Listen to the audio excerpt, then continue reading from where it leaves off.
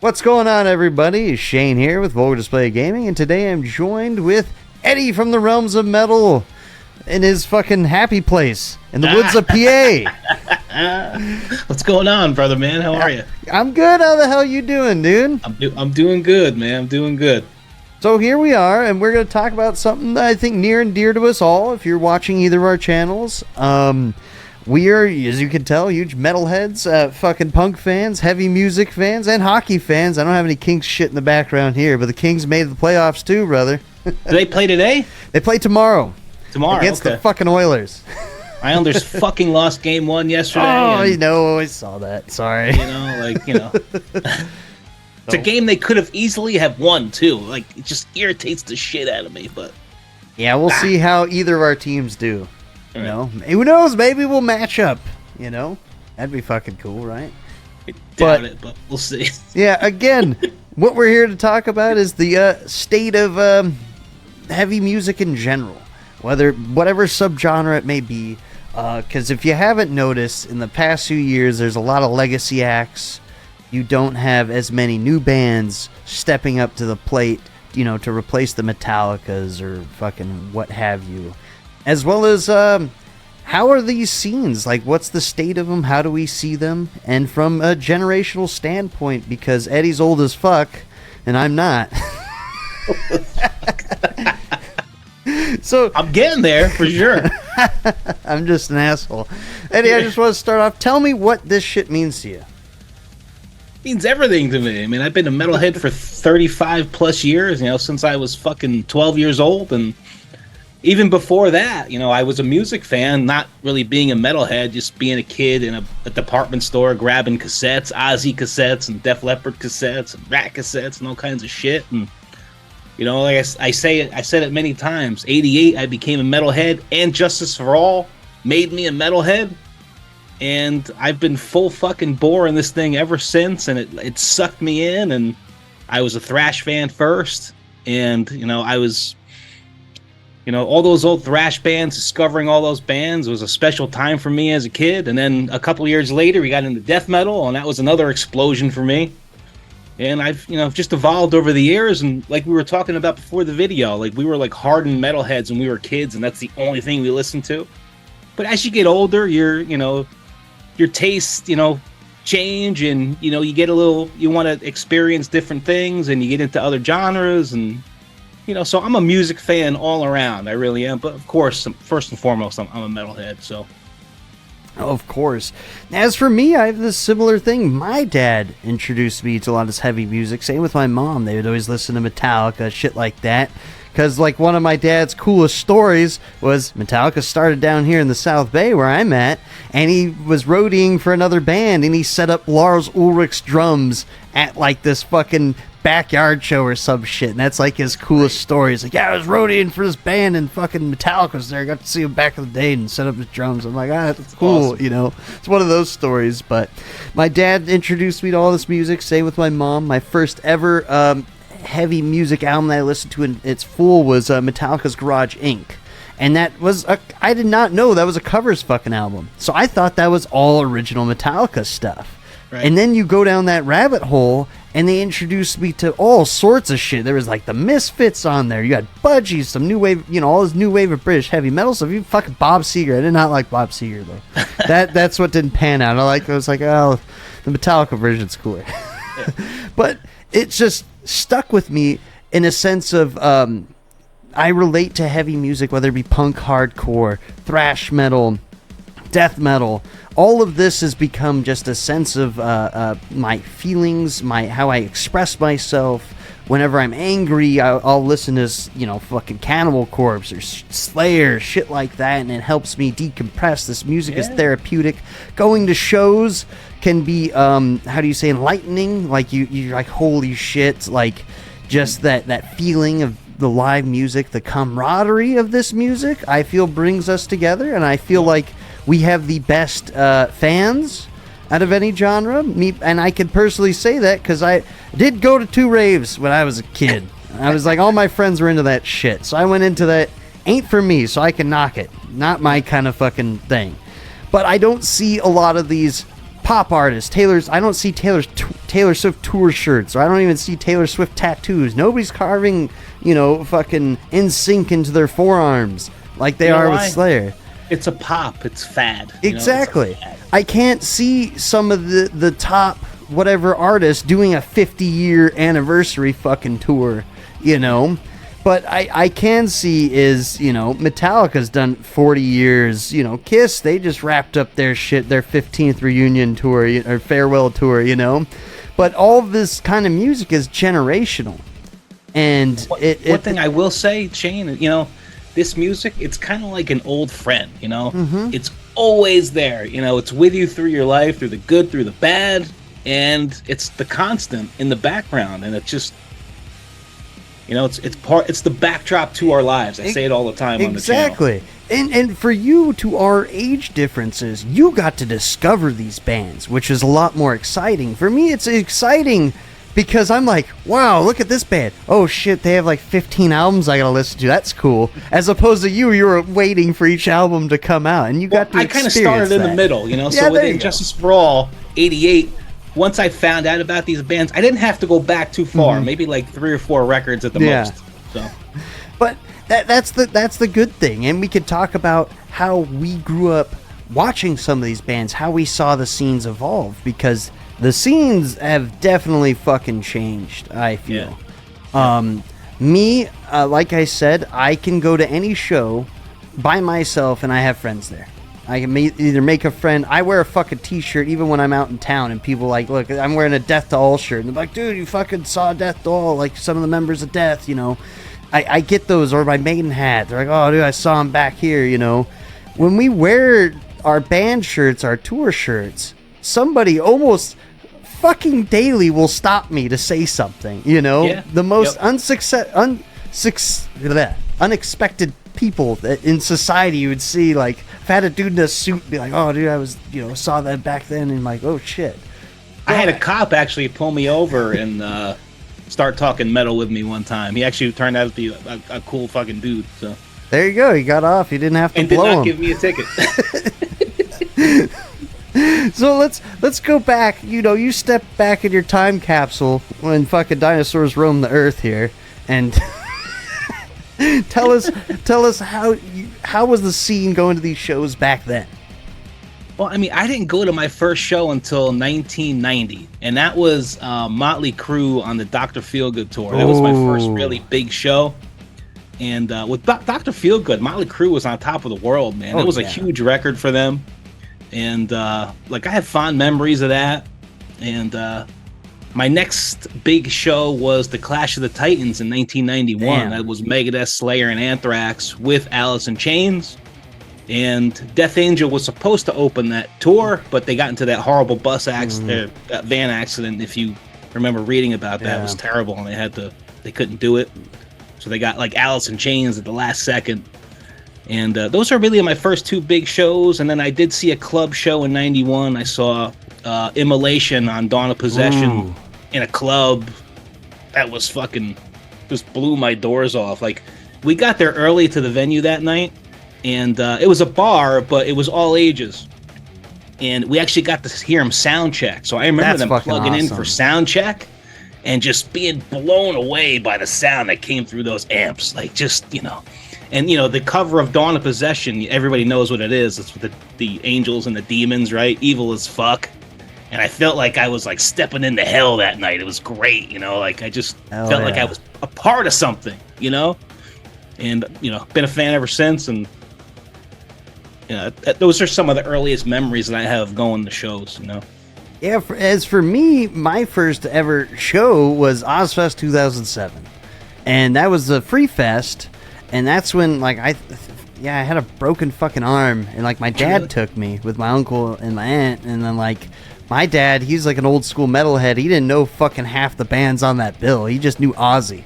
And, like, that bill, you had Doth on there, you had 3 Inches of Blood on there, Behemoth was on there, Nile was on there, Static X, rest in peace, Wayne Static. I like Static X. I thought they were cool. Only got to see them the one time. And then you had Lordy, And then Lamb of God when they were on the Sacrament tour, which was fucking awesome. And then Ozzy, of course, closing it I out. did see that Ozfest. I remember Lordy. I remember Lamb of God. I think Hatebreed was on it. Yes, Hatebreed was on it too. I think Nile was on it. Yeah, Nile was on it. Yep, Nile was on it. In This Moment was on it. Yes. Fuck. Who else? Shit.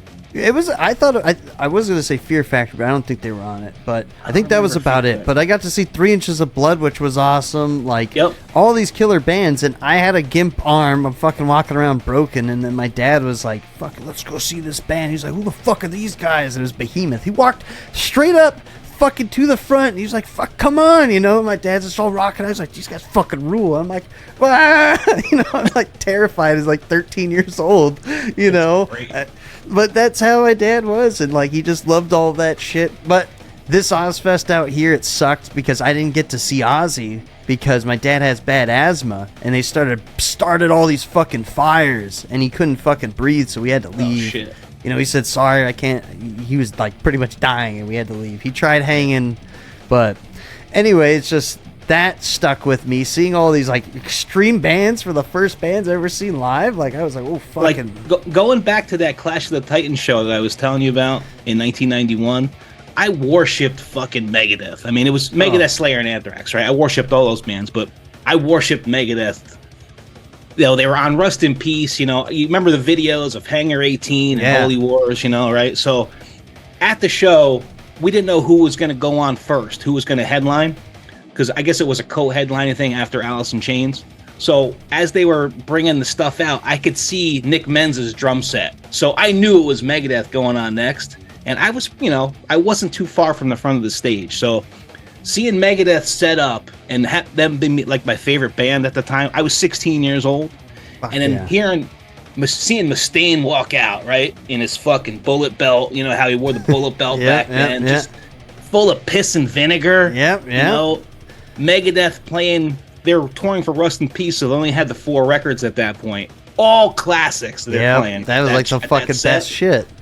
Dude, like I was like numb. Like I was so fucking happy watching my thrash metal heroes up there as a 16-year-old kid. I still think about it to this day. It's just one of those things that those are the memories the shit you're not gonna forget, you know. Like I remember again my first show watching Nile fucking shred. I was like, what the fuck? Like how are they doing this? You know, Carl Sanders just like fucking tearing it up. I was like, what the fuck? Oh, I think was Children Bodom on it too? I'm not sure.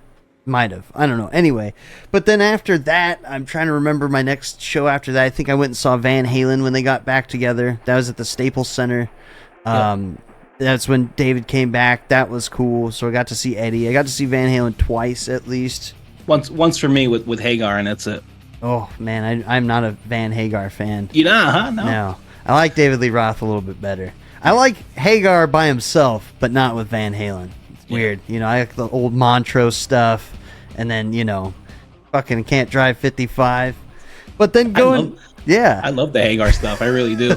I don't know. 5150 didn't do it for me. But going off all that, there was the big shows, and then I would go to a lot of backyard shows as a kid. Like, and that's how I think when I sent you some of the shit, I got to see, like, you know... Fucking Skeletal Remains, they're pretty big in the scene now. I got to see them play with my buddy's band all the fucking time. Same with Ex Mortis. Then there was this band Legal Tender, where they all split off and went a bunch of other places. One of their guitarists is in fucking The Offspring now. And then I believe the drummer, I forget where he went, but I know the bassist is playing in Haunt now. And then there was another band, Desecrate, that guitarist is in Warbringer now. So it's like I got to see a lot of cool LA kind of bands, you know, play and everything. I love those backyard shows. Fucking everybody just, like, all of us, like 14, 15, 16, drinking beer, fucking breaking shit. Yep. So that was fun.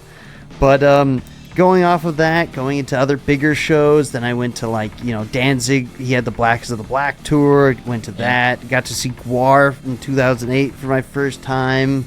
Fucking, that's one of my favorite bands. Hit up a lot of shows in Hollywood. All these clubs would have all these fucking shows. Like, I'd be fucking skipping school. I'm like, Mom, I ain't going to school tomorrow. I'm fucking tired. We're out all night, you know? She was like, fine, fuck you, whatever. I love my mom. She would sign me off, so I didn't go to school that day. Me and my buddy, it was good times, you know? Carefree. Yeah. But how was your local scene, like, growing up then? It was amazing. Yeah. You know, in the early to mid 90s, you know, we had a great local scene here. We had, you know, death metal legends. You know, Morpheus Descends was part of that scene. Yeah. New York death metal legends for sure. There was a thrash band called Bent Circus who we loved. You know, we used to go to all the shows. We know all the guys. All Out War was a local band. You know, they're still around. They're kind of a hardcore slash, you know, they're like the Slayer kind of hardcore, in my opinion, you know. And when they were from Newburgh, right? So when they used to come around to the shows in Middletown, they used to bring all the hardcore kids from Newburgh, and fucking melees used to start. Like, I remember this one show in particular where it got out of hand and tables and chairs were being thrown and fist fights and all kinds of stuff. Crazy stories. But, you know, they were another local band that I got to watch, you know, 100 times, and hell yeah. Great memories of that stuff. You ever remember that old school punk band? You ever hear them? Total Chaos? Total Chaos. They're kind of old punk band. They're still around. They've been around a while. I remember I was at a record release show for this band, Holy Grail. Did you ever hear of Holy Grail? Holy Grail, I have, yeah. So they were doing like a record release show. We went to the studio to go watch that. And then my buddy was like, "Oh, dude, we couldn't drink there because we're underage. Obviously, we went and drank at a park, had a bottle of fucking whiskey. Went there, drink there, and then my buddy was like, "Oh, dude, Total Chaos is playing at this fucking house, like right there." I'm like, "Okay, cool." Like down the street, walk there. That shit was fucking hectic, you know, total punk show and everything. But my buddy, like, I was fucking with him, and I handed him, like, he's like, "Oh, dude, give me a beer." I handed him an empty bottle of beer, right? He was like, "Fuck you." He threw it at me. I ducked. Like, it was like out of a cartoon, ducked. And it hit, like, somebody else, or, like, right above them, like, on a wall. I forget what. But then some dude turned to somebody else, pushed them, and then, like, just this melee ensued. And I'm like, dude, what the fuck, man? Like, what'd you start? There was, like, some dude in a tree jumped out of a tree onto. It was wild. We were like, all right, fucking leaving. So we got out of there real quick because we started a whole thing there. I was like, oh, we gotta fucking leave. But you know, like you said, those kind of things were fun back in the day. I don't really hear about any hijinks or shenanigans going on nowadays, man. Everybody's lame. Not really. But so yeah, we had pretty healthy scenes growing up. I can't attest to how it is nowadays, but I could say comparing the two, I still got, I guess, the last end of, I barely was the generation to, like, not have a cell phone, you know? Yeah. Like, my first, I think, bit of high school, some of us didn't have phones where we'd still be going and meeting up with everybody, you know? Because, shit, I mean, back in the day, like, when you were at a show or something, you didn't have phones. You had to fucking, like, figure out, here's the meeting spot, you know? Yeah, yep. With the phones, everything kind of like the accessibility of going to shows, and then with the internet, it started spreading. You have all these like flyers. I feel like you don't have to staple up flyers anymore because I think I was, you know, just again the last bit of word of mouth for shows and everything. Yeah, it was pretty much, where are we meeting? Meet here at 6. We'll be at the venue by 7, and we're good to go. So if you weren't there at 6, your ass was left behind. Yeah, pretty much. And now it's like I get it with going into what we're talking about, how the scene is, everything. Social media has shaped it so much, where I was talking to you earlier when I've spoken to some of these bands I've interviewed now, where it doesn't seem like it's worth having, like, you could be signed on a label, and what the fuck does that mean nowadays? As opposed to back then, where it's like, oh shit, you're signed to here. Right. Where you can have the best album in the world, but if you do not have social media, because that's what I keep hearing, if you do not have a social media presence, a lot of these labels won't pick you up because there's nothing to market you off of. You have to, like, do your own marketing now. Right. Which is a whole nother level of fucking shit that these bands are like, we're just trying to play the fucking music, but now we got to focus on, like, social media shit. It's just all this other stuff if you do not have. Here's a question for you, right? So I'm looking at bands who, are on labels, bigger labels like a Metal Blade or something like that. And there's bands that are on a lot smaller labels that are just as talented as those bands on the bigger labels, in my opinion, right? So the age-old question is there politics in the metal scene or the underground metal scene? Is it who you know or how talented you are? That could be a matter of opinion to who you ask, because I'd imagine that's to a certain extent, like, oh, fuck, I know so-and-so with this label or whatever, because I've seen some questionable bands, I'll just say that I'm like, how the fuck are they signed? Or like, exactly. They're on this label for what reason? But you also don't know, musical tastes have changed, so we may be opinionated, we don't like that certain type of sound, but it sells. But does music even make fucking money nowadays? From what you have hardcore people like us buying vinyls still, and I buy most of my vinyls either directly through Bandcamp from a band or at a show. Like, I've been going to shows, I'm like, you got vinyls? All right, cool. I'm like, but I asked them, like, I'm real cool with the merch people. I'm like, here's a tip. Can you just put these fucking behind the table for me? I'll buy them now, but I don't want to hold this shit. There was one, just to go on a side note of me supporting bands, and this is what everybody should do. Buy as much fucking merch as you can. Yep. Metal and Beer Fest was out here, the Decibel Metal and Beer Fest, and they had coat check, and it was $5. And I was like, what the fuck do you need coat check for? And the security guy was like, oh, you can put all this shit back here. I'm like, say what? So that Metal and Beer Fest, they gave everybody a Stein, right? Just to go off, follow me here. A 24-ounce Stein, like, it was cool Stein. I was going up to the beer fucking stand, like, can you just fill this up with that fucking IPA right there? Like, the dude's like, yeah, why not? You fucking charged, because it was like $20 a beer, you were getting small ones, so I was like, dude, here's a tip, hook it up. And he started filling up my Stein. And I was getting so fucking trashed, I started going to, like, all these my buddy reminds me to this day, he's like, dude, you spent like $800 on merch that night, which I did. I looked it up and I was like, oh, fuck, I did. I had like 10 vinyls. That was when Power Trip was playing and they debuted Hornet's Nest. And I bought that long sleeve. I bought like their fucking, like, I bought everything. I was just like, fuck it. Like, I had no responsibilities. I finally got a decent job. I was like, yep, all right, cool. Still living at home. I'm going to fucking just do all this shit, Yep.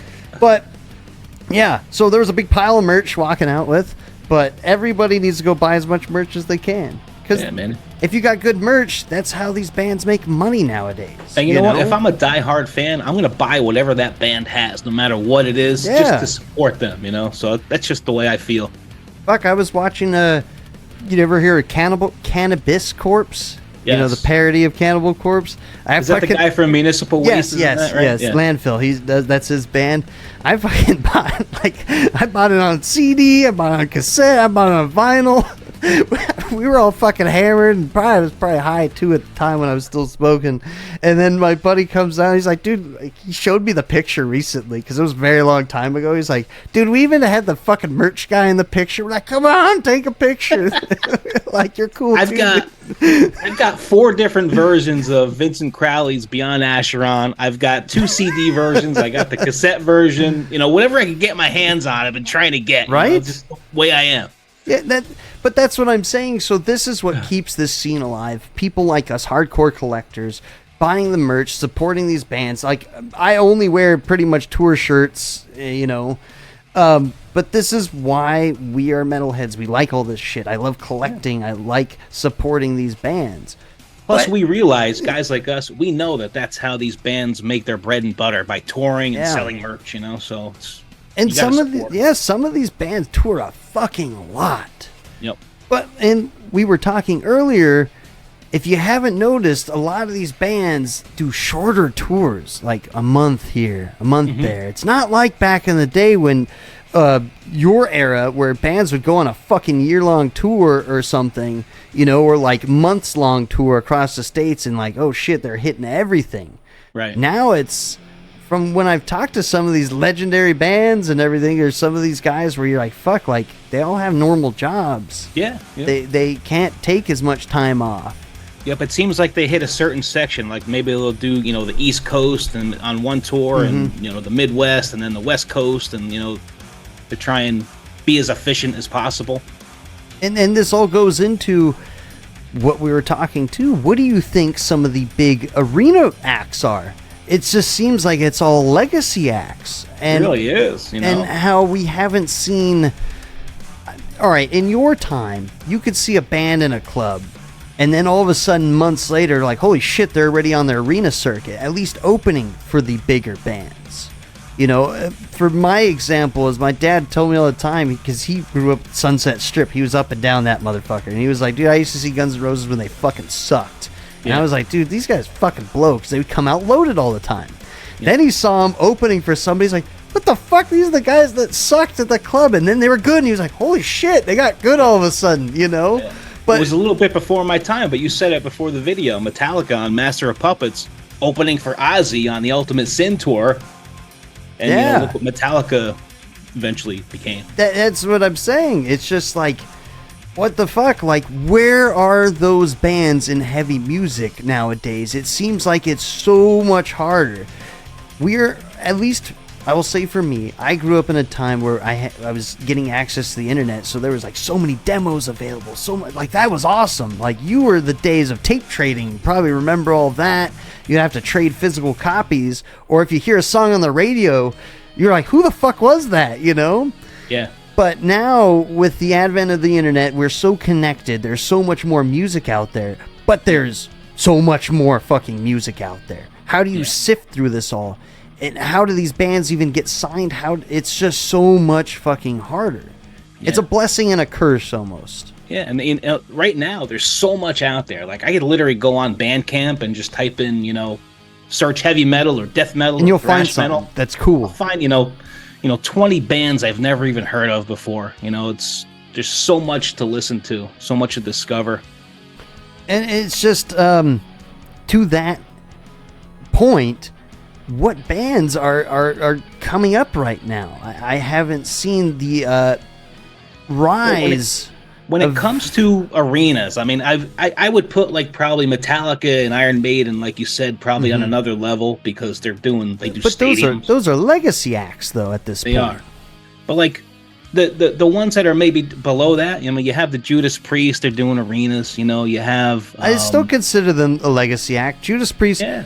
I guess, to not cut you off, but bands of that stature, when I'm saying arena acts, they can go to fucking Wisconsin or, like, you know, some middle of place nowhere and sell out an arena.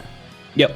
To compare that to, there's the Amon Amarth tour happening, right? Mm-hmm. Where not every one of those dates is an arena. There are only arenas in big markets, like out here by me in Southern California, that's an arena show. There's asterisks, which say that are arena shows. Mm-hmm. And I feel like the legacy acts are the people that can go play anywhere and play in an arena and sell it out. Totally. Yep.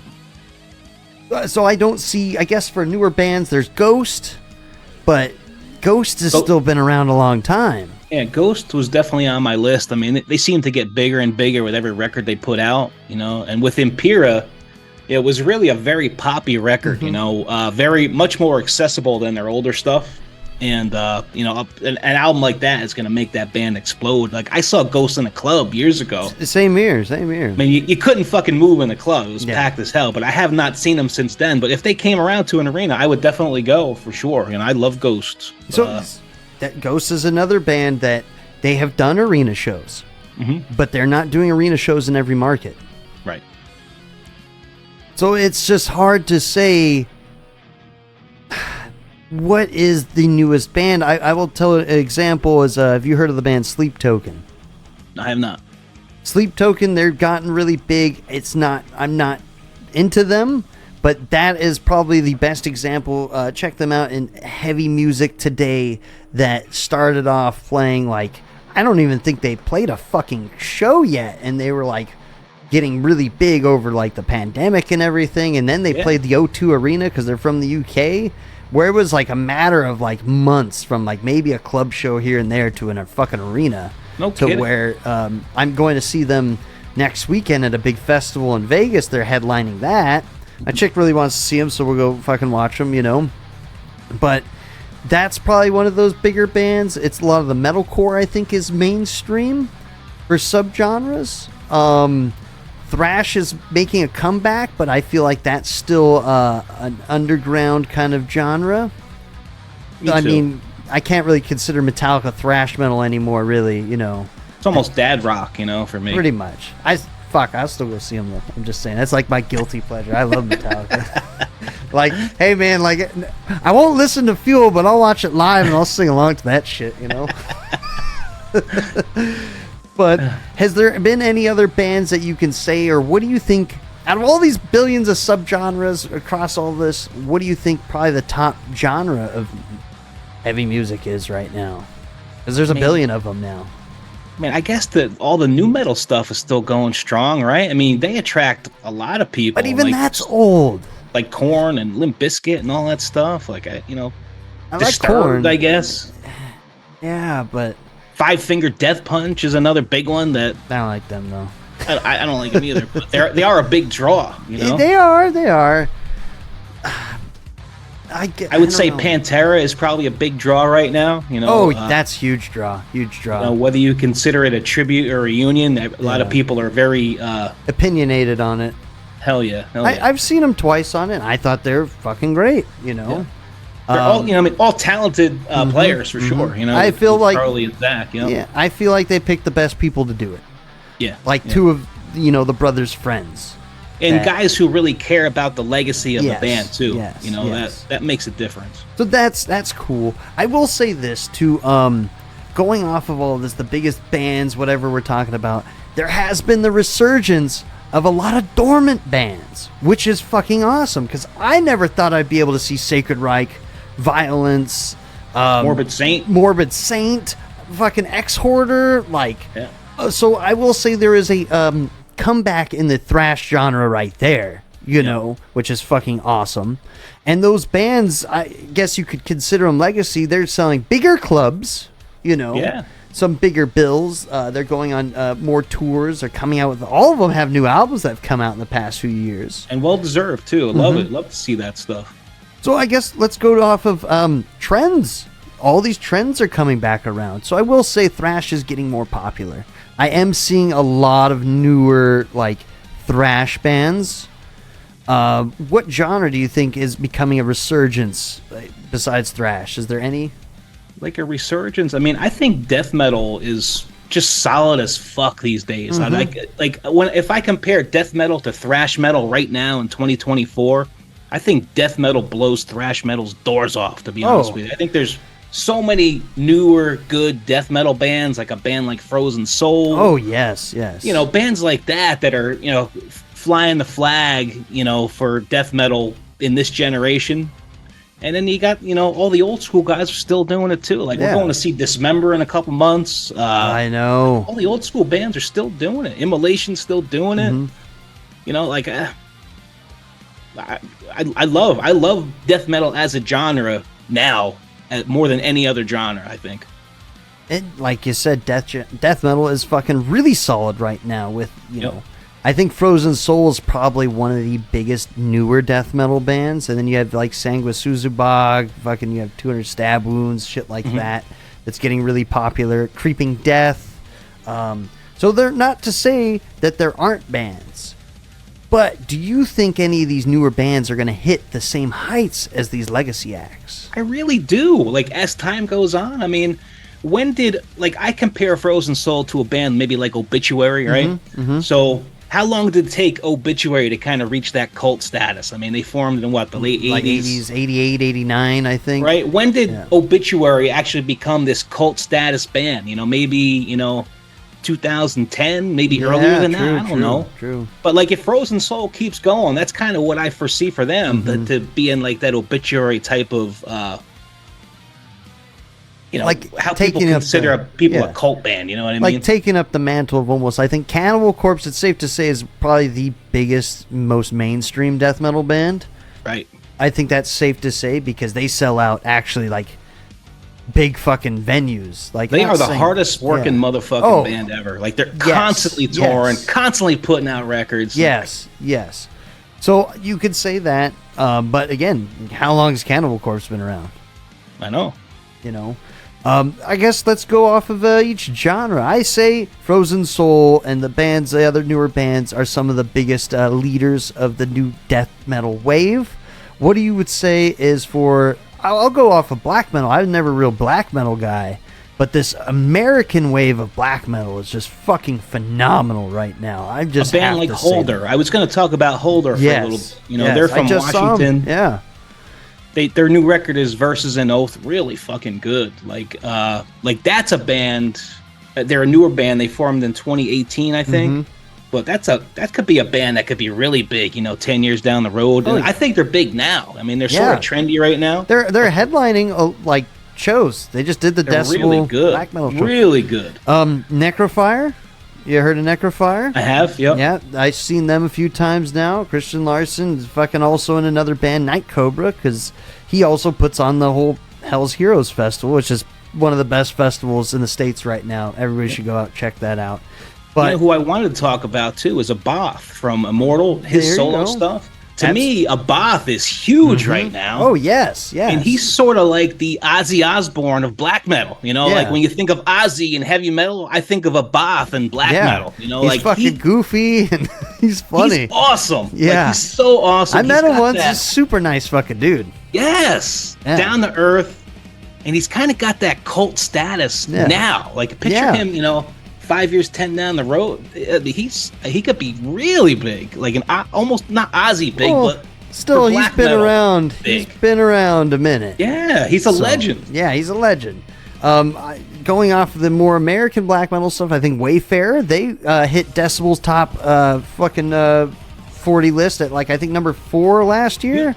You turned me on to them. They're really good. That was my number 1 pick of last year. I fucking loved that shit. I was like, what the fuck is this? I bought that just based on what you told me, and I YouTubed it, and I was like, oh shit, I'm ordering this. It's fucking great, right? It's like evil Western, black metal. Never heard anything like it. Yeah, it's fucking great. Very unique. To me, I also want to get into that too. What are some of the biggest, I will say that's one of the biggest surprises, that mixing of genres right there. I'm like, this could be a fucking...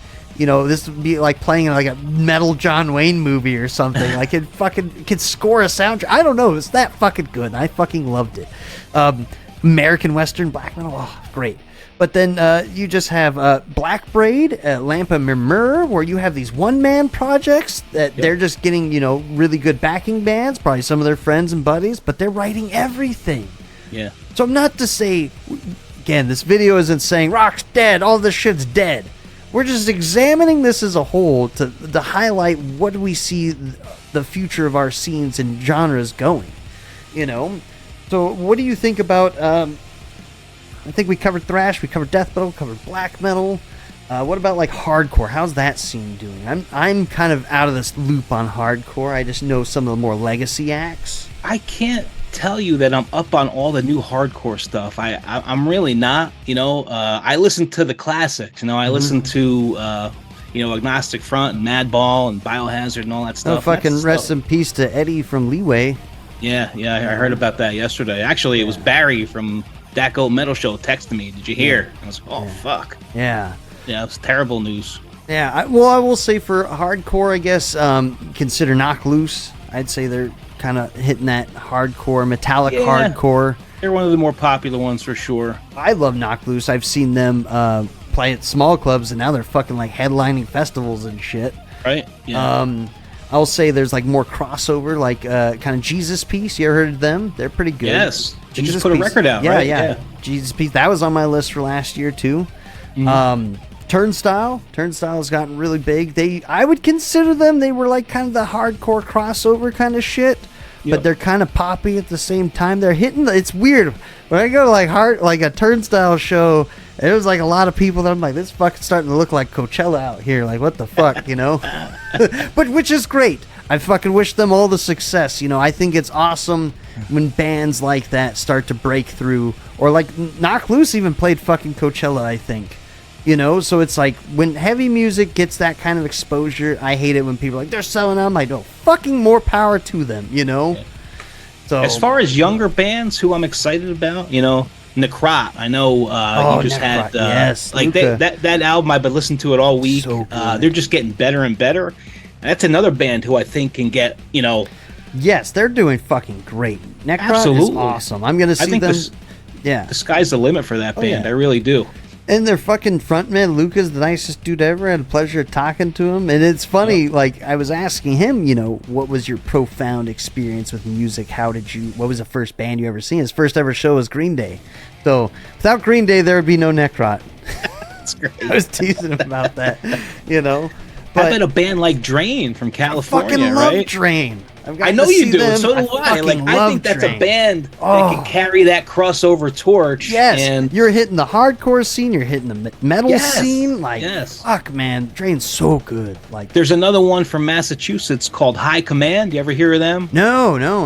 Really good. I'll have to check them out. High Command. There's Enforced from Virginia. I love Enforced. Seen them. Who's an up-and-coming band. I kind of put them and Power Trip kind of in the same category. Crossover. And, to me, they remind me of each other a little bit. But between them and Power Trip, those are two bands that could, carry the flag for crossover thrash. I mean, I don't know what's going on with Power Trip, but...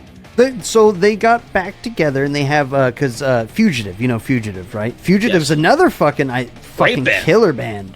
So the singer of Fugitive is singing for Power Trip now. I'm going to watch them. They're coming at the No Values tour out here. Did you see that lineup where it was like punk and metal and everything? No, I didn't see. Check out that tour. It's fucking great. It's like you have Misfits playing fucking Iggy. I want to see Iggy Pop, man. No shit. I'd fucking be stoked for that. I think Bad Religion's on it too. Suicidal Tendencies, but Power Trip's playing. Not sure if Drain's playing. I know Drain's playing next week in Vegas at Sick New World. Gotta check. But yes, fucking, oh man, there's just so much fucking good shit out there. But I'm glad Power Trip's coming back. The new singer will do them justice. So we'll see what happens with that. I think it just might be a festival appearances. I don't know if they'll write new music, but Power Trip was on top of the fucking world, man. That was, I think, rest in peace, Riley Gale, but the unfortunate situation that happened there, I think Power Trip would have been probably the Metallica of our time.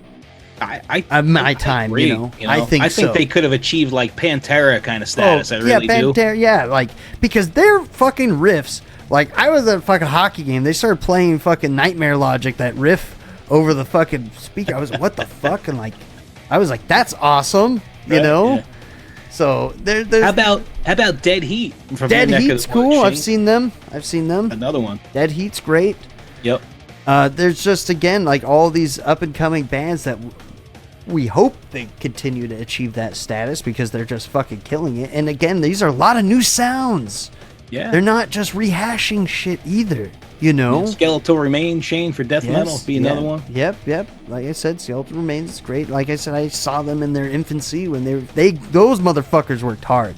They hit that fucking local scene for so fucking long. Yeah. Same with Ex Mortis. They were on that local circuit for a very long time. But that's what it seems to be nowadays. These bands are like, oh, they're just getting big. And they're like, oh, they're new. No, they were on the local scene probably 5-6 years before you even fucking heard of them. 3 bands I wanted to highlight that have just gotten bigger and bigger over the years. Let me get your take on these bands. So bands from the early to mid 90s that as they went, they were small, underground bands when they started. And, they're still underground bands, but as they've gone on, they've just got bigger and bigger and bigger with every record. Let me throw Dying Fetus out at you. Oh, I fucking love Dying Fetus. Yeah, they deserve it. They're hardworking motherfuckers. I feel when Reign Supreme came out, it put them on another level, and they've just been riding that ever since. And I think they're as big as they ever were right now. Dude, the last album, Make Them Beg for Death, was fucking great. I think, I didn't look it up, but I think that hit somewhere in the top 40 of the Billboard 100, which was insane. That was my number 1 record of the year last year. That was so good. My favorite release. Yeah, it was so and I just feel like they're hitting on all strides. Yes, and I love that. And I love Dying Fetus. And I'm so happy for their success. I really am. It's a band that I root for. But they've been around for 30 fucking years. And they deserve it. Yes. So... Another one who I would say would be Cattle Decapitation. Cattle Decap's been around a while, and they're fucking great, too. I remember seeing them in the early 90s, and they opened up for Deicide. And nobody knew who the hell they were. I think Deicide was touring for Scars of the Crucifix or something like that. And to see where Cattle Decapitation started all the way up till now, they're fucking huge now. They're just getting better and better with every record. Now, same thing with Dying Fetus. I kind of put them in the same category as far as bands who were really small that have just been building their fan base and getting bigger and bigger with every record. And it's well deserved. Yep. But going off of that again, it's just, how long did it take for these bands to hit that? Not saying they don't deserve it. Long time. I'm just saying, when you compare, I guess, do you think your opinion, let me get your opinion on this. With all the internet, all the social media shit, do you think it's diluted some of the, like, how these bands come to be? Like, Metallica shot up pretty quickly, I feel, but a lot of these other bands, they're barely starting to play, like, festivals towards the later end of their careers. Not saying they're going to give it up anytime soon, but way, like, 20, 30 years into their careers, they're finally hitting that stride. Right. Whereas opposed to back in the day, you had, like, really, really fast bands. Like, some band would be playing on the Strip, they get a record deal, then they're fucking, like, opening up at the Forum or some shit, like, a few months later, which was insane. So a lot of things move differently now. So do you think social media and all that shit has diluted some of that success? Or I do. I mean, I think whatever's trending, like, you go on YouTube and videos will pop up on my feed of bands I've never even heard of before, and I'm sure they're popping up for a reason, right? Somebody wants somebody to hear it. I think bands get exposure now more than they ever did, and like you said, even back then, when before the internet and stuff, bands would be small, and then you'd see them on these big tours, and I definitely think social media, has a play in that for sure, like with what goes on. So back then, too, I was, like I said, I just talked to a really well-renowned rock and metal journalist. I won't say who, because y'all got to go watch the interview. It's coming up. But anyway, he said to it, a lot of these labels were signing these bands like on luck, like hoping they're going to fucking sell records. So they would sign them like 3-4 records and like, all right, let's see where they're at. And if they're not going anywhere, then they would drop them. Right. But nowadays, it's because music doesn't have the same value as it did back then. You have bands working their asses off, self-producing, doing all of this shit before a label even talks to them. It's like, oh, you don't have an album out yet that you produced yourself? Oh, you don't have 10,000 followers on fucking Instagram? Sorry, see ya. Could be the best record in the world. We want nothing to do with you. You know? Oh, I think of bands like Modern Red, right? Mm-hmm. Great band. They're self-producing their demos and EPs that are coming out. I know they're working a deal. They got a full length coming out, and they're working a deal with a label. Like, they're doing it the right way. They're building themselves up. He's got independently, and then selling themselves, and that's what you need to do nowadays. So that's a lot more work for a band, because they have to come up with their own press kit. I keep saying it, but it's just social media is so intertwined to how these bands operate nowadays, and if you don't understand how that shit works, you're not going to go anywhere. Because I've seen really killer fucking local bands, but then I talk to them after the show and they're like, oh, we don't have any fucking social media, we don't have any of that. So it's like, come on. It's not. When I talked to Norman Skinner of Forbidden, he even told me, it's just like, what's the point of going to play to, like, I think it was him or somebody else. Anyway, talking to somebody, they're like, what's the point of going to play, in another country at a bar to 100 people? You think you're going to get fans over there. Right. But if you don't have any you need to start reaching out worldwide to build a fan base. And then they start looking at the analytics of that when they do their tours. Like we were saying, you're going to hit these certain fucking markets. You're not going to just go into town and play some random bar because it's fucking expensive. And if only 5 people show up, granted, thank you for those 5 people showing up, but is it worth it? A lot of these bands are taking calculated risks now, where this is what Norman said when I talked to him. He said it makes more sense for these legacy bands, these older bands, getting bigger payouts, playing all these European festivals, hitting the festival circuits, doing shit like that, than playing, these clubs on a month-long stint in the States. Mm-hmm. I get that.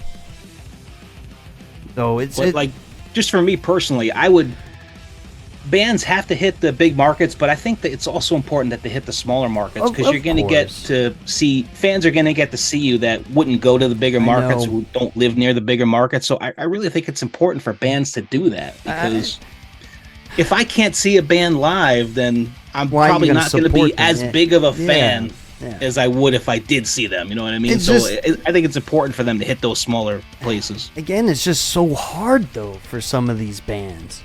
So that's why I just want to talk about this, why we're doing this too. How can we support these bands? How can we keep this going? I know you're interviewing a lot of bands, local bands. I'm trying to, have bands play gigs and do shit too. It's like I want to support the scene. I want to keep it moving. I want to keep it growing. I don't believe like the bands that we have on the channel. I want to make sure that people know about them. I want to make sure where they know that they can buy their merchandise, hook up their Bandcamp page, and like that Malformity band I had on a couple weeks ago. Great guys, man. That record is fucking killer at Monumental Ruin, and like I love it so much. I wanted everybody else to know about that record. That's why I kind of asked them on. And bands like that deserve the recognition, and that's all the bands I want to get the recognition for. So I definitely want to have those bands. I know you feel the same way. I definitely want to pick up that album because I know when you had Spooky on from Spellgrinder, that shit was awesome. And then they have a new album they're working on, so I'm excited. I'm excited for that. Yeah, but I guess we got to keep this scene alive. I don't believe in fucking gatekeeping at all. Like, I want everybody. Like, I'll show you fucking everything. Like, here, because I think we have the pretty similar taste in music. Like, I got a Maiden hat on, Death shirt on. You got a Bad Religion. You know, I'm into hair metal, to fucking punk, hardcore, death metal, black metal. I'm into everything, which is a blessing and a curse. Because sometimes there's too many shows, and then you got to pick and choose. What the fuck show am I going to go to? Or who am I going to see, When I was younger, I was not like that. I was just, I wanted the hardest, heaviest, fastest shit that there was. But, as you get older and you mature, you expand your horizons a little bit. Oh, yeah. No, I feel that. And, with all that said, when talking about all these different genres and subgenres, I think, did we touch on it? Do you think that has been detrimental to the scene overall? That you have... Subgenres? Or do you think, I was asking you, when you were growing up, you had people into Journey, Iron Maiden, into like all this, like, different kind of, what would say, genre. Back then it kind of was all lumped together before all these genres. Nowadays, you have thrash kids, black metal people, fucking all this shit, and they won't go to, like, a black metal person who's hardcore into black metal won't necessarily go see, fucking AC/DC or something. Right. Or a rock band or shit like that. So do you think when we start classifying us all into these super subgenres and people try to stay so niche that they want to be cool like that, do you think that's hurting sometimes with all this shit? I don't know. I mean, as long as people are supporting the bands they love, I think it's a good thing, whether they just listen to black metal or just listen to death metal. They're still supporting underground stuff. I mean, people can... I always say like what you like. People can like what they like. If they just want to listen to black metal, it's their prerogative. They can do it. Do I feel like it hurts the whole scene? I don't know. Not necessarily. But, I mean, it'd be cool if they, expanded their horizons a little bit and listened to other stuff. Yeah, I guess that's the point I was trying to make. Do you think people are more closed-minded nowadays with some stuff? Me being older, I think people are more open-minded these days, in all honesty. But if I was, if I was in my 20s, I might not think that way. So, yeah, who knows? No, okay, yeah. Because, like I said, I guess for me, like, I'm into so much different shit. Like, I have hair metal records over there, like I said, next to black metal records. Yeah, and, me too. And I'll go support all of this music. Yeah. So I guess, like, we could just talk about it real quick, close it off with, we've talked about our favorite bands, some of the up-and-coming bands, who we think are going to be big. I guess, who do you think's going to be the, like, next fucking Metallica, then, at least? That brings... I think Metallica covers the umbrella of heavy music. I think that's the band... When I was talking to my buddy, we said, you know what? No matter what, it's just Metallica, because you have people of all genres going to see Metallica. And I think that's probably the best representative of heavy music. I think Mastodon has a real shot to do that. I really do. They appeal to a lot of people. Yeah. And, if you listen to Mastodon, that their records are becoming more and more accessible these days. That's a band. Now, not that I could say that they would be Metallica status, but, I mean, I could see them getting there, sort of towards Metallica status. I don't think anybody's ever going to touch Metallica for a very long time, to be honest with you. I really don't. And that's what I'm saying. Yes, that's what I wanted to do this thought-provoking video because I'm just like, fuck, like a lot of these legacy acts are gonna start. Who knows how much more time do they have left? Who's gonna step up to replace them? Because if you were to say, oh, Slipknot or Lamb of God, but I'm like, those bands have been around for almost 30 years each already. And then, like you said, Mastodon, they've been around for, I think, since 99 or something, 98? Yeah. Late 90s? I mean, Tool is another band I would throw out there that people love. I love Tool. I've seen Tool a bunch of times, but they've been around for fucking, since what, 90? Or they started, I think, like late 80s before they got signed, I think. Then you have, like, fuck, it's just tough to make that call. We called it out with some of these up and coming bands, but do we see a band reaching this status? Honestly, I don't. Like, not right now. It just happened that way for Metallica. Like, I remember, growing up, when the Black Album came out, and it was fucking huge, and then, I embraced that record. A lot of when I was in high school when that came out, a lot of the juniors and seniors fucking hated it. They're like, oh, Metallica sold out. But me being a young kid, I embraced it, and so did my friends in our circle. But like then when Load and Reload came out, that was like, Black they're Album, reaching they're reaching a different fan base. Like the last time I saw Metallica was the Big Four at Yankee Stadium. Yeah, that was 2011. I went to the Big Four out here, yeah. And like we were sitting up in the mezzanine, and it was Anthrax went on first. I think Megadeth went on second, Slayer went on third, and then Metallica. And I just remember I was sitting next to my friend. We were watching Metallica, and like there's like chicks are dancing in the fucking seats to Enter Sandman. I'm like, where the fuck are we? Like, what happened here? Like, what is going on? Like, I feel like I'm in the Twilight Zone, for Christ's sakes. And if people like it, and these mainstream fans that really like Metallica, fine, whatever. But that's not the Metallica that I knew. Like I felt like I was out of my element there, out of my element there. And I even said to my family, hey, if you want to leave early, I'm down. Like. I will say, Metallica's they were probably the heaviest band to cross over the mainstream, whether you think they sold out or not. There's a string of records I don't talk about, but I mean, I think it's hard to say what band's going to be the next Metallica. Like you were saying, Mastodon might hit it. For me, I will say it's either going to be one of three bands I think have potential to hit that status. Is Sleep Token. Check them out. I don't like them, but check them out so you understand what I'm talking about. Then Knock Loose, and I'd say Turnstile. Turnstile, no kidding, really. Turnstile is fucking headlining festivals. They're crossing over where I know metalheads fucking that like them, where like seen them in clubs, hardcore kids like them. I think they're appealing, hitting on all cylinders. Knock Loose is really, really getting big, hitting that hardcore shit. Heavy fucking, like, they have like almost like Swedish death metal riffs, which are fucking great. But I think those are my picks for the newest bands that come out in the last 10 years, I would say. The last 10 years, I think, would be the best way to gauge the direction of heavy music. Okay. I've heard rumors of fucking Linkin Park getting a new singer. That might be real fucking big. No kidding. But that's a fucking legacy act, so I'm not going to toss that shit in there. Right.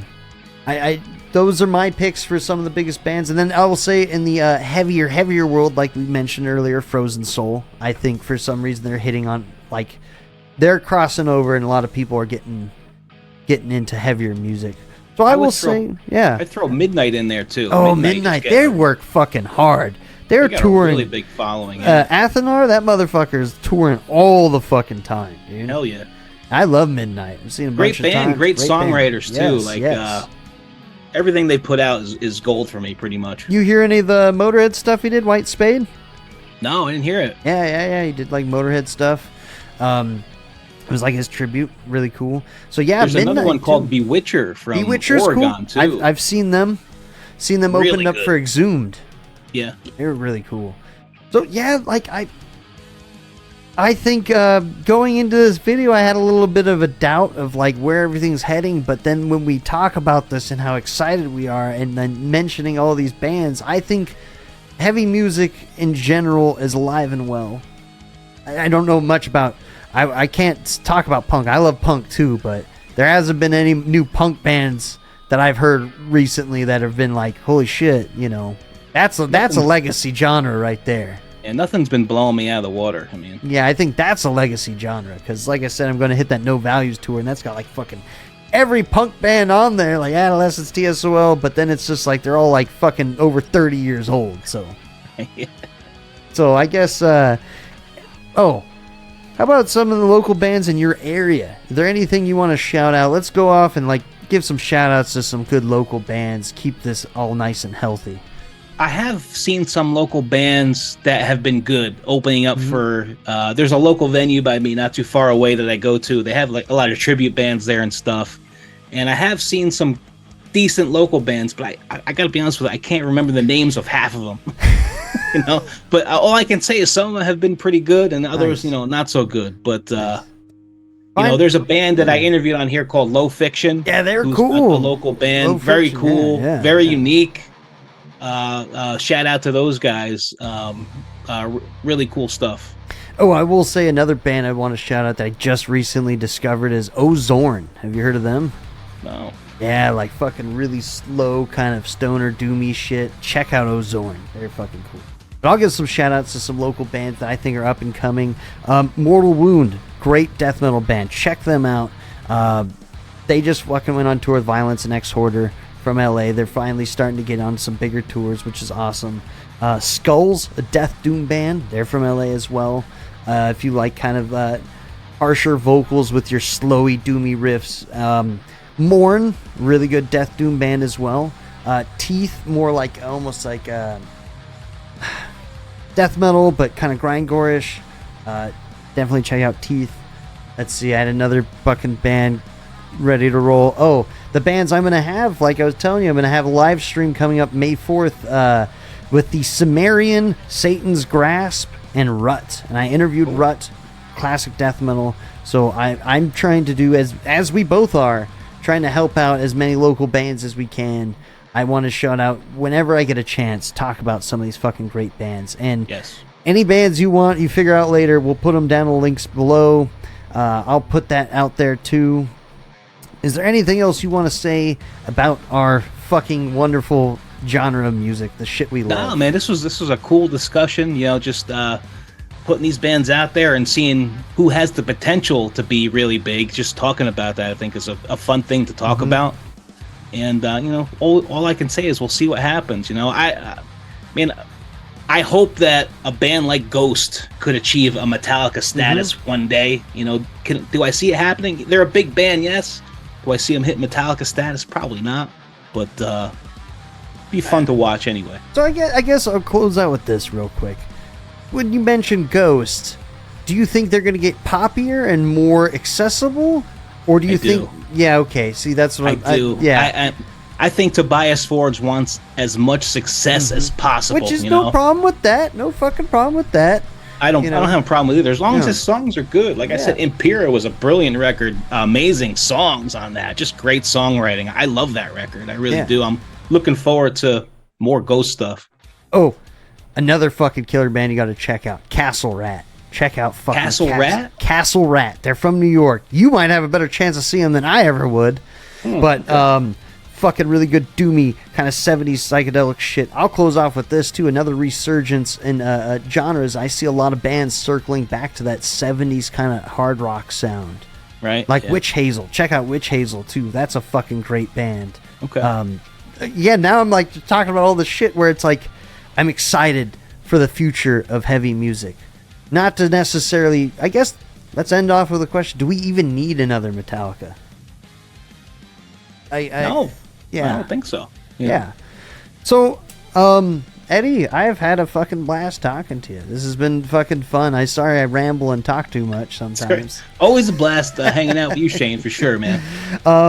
I think we've talked about a lot of shit, and I hope everybody's just as excited for the future of this music and keep this shit alive. I will say go support your local bands. Hit a local show. If you had a chance to see, one big arena show but 10 local shows, maybe look at the local shows more, Absolutely. I'll just say that.